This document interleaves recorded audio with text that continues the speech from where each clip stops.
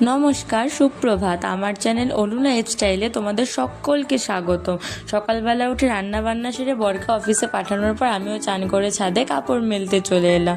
দিয়ে দেখো ছাদ থেকে আবার নিচে নেমে পড়েছি। নেমে আমার রুমের দরজা বন্ধ করে আমরা ব্রেকফাস্ট করতে বসে পড়লাম।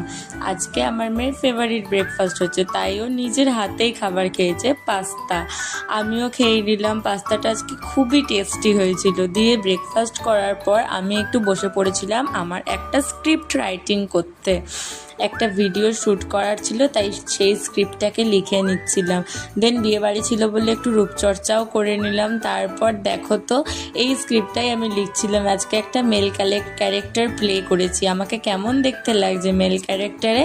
দেন দুপুরবেলা খাওয়া দাওয়া সেরে একটা সুন্দর ভাত ঘুম দিয়ে নিলাম মা মেয়েতে মিলে। বিকালবেলা উঠে ভাবলাম ছাদে একটু হাওয়া লাগিয়ে আসি।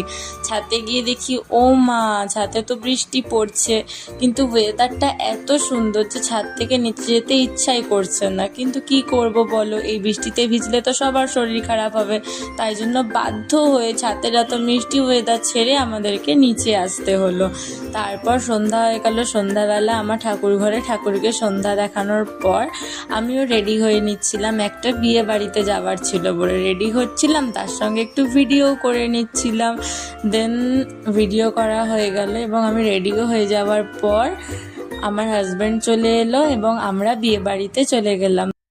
দেখো তো আমাকে কেমন দেখতে লাগছে, জানিও কিন্তু কমেন্টে। দেন রাত্রেবেলা বিয়ে বাড়ি থেকে এসে তাড়াতাড়ি করে মেকআপ রিমুভ করে আমরা ঘুমিয়ে পড়লাম। টাটা, বাই বাই, দেখা হচ্ছে নেক্সট মিনি ব্লগে।